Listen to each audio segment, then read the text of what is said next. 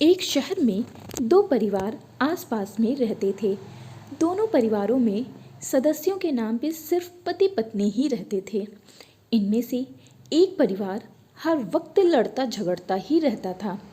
उनकी इस हरकत की वजह से आसपास के लोग भी काफ़ी ज़्यादा परेशान हो गए थे, जबकि जो दूसरा परिवार था वो काफ़ी शांति से रहता था। उनके घर में कभी किसी तरह की लड़ाई की आवाज़ नहीं आती थी।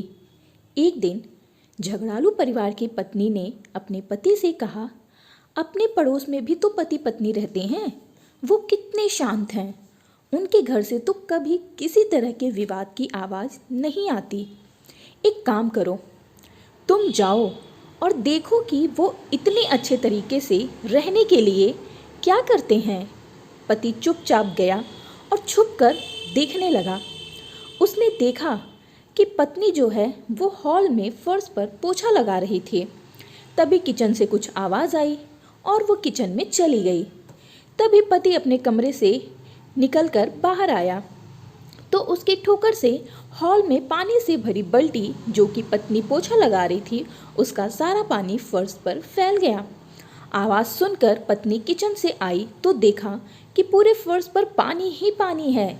वो अपने पति से बोली, यह मेरी गलती है कि मैंने रास्ते से बाल्टी को नहीं हटाया। लेकिन पति ने जवाब दिया, नहीं नहीं, ये मेरी गलती है क्योंकि मैंने ध्यान से देखा ही नहीं और गलती से मेरे पैर से बाल्टी लग गई। दोनों पति पत्नी ने अपनी गलती मान ली और वापस अपने काम में लग गए। झगड़ालू परिवार का पति, जिसने ये सब कुछ देखा हुआ था, जाकर अपनी पत्नी को पूरी बात बताई। झगड़ालू पति पत्नी थोड़ी देर खामोश रहे और फिर पति ने कहा, उनमें और हम लोगों में यही अंतर है कि हम एक दूसरे की गलती को एक दूसरे के लिए जिम्मेदार ठहराते हैं, जबकि वे खुद को गलती मानने के लिए तैयार रहते हैं। इस वजह से उनका परिवार खुशहाल है।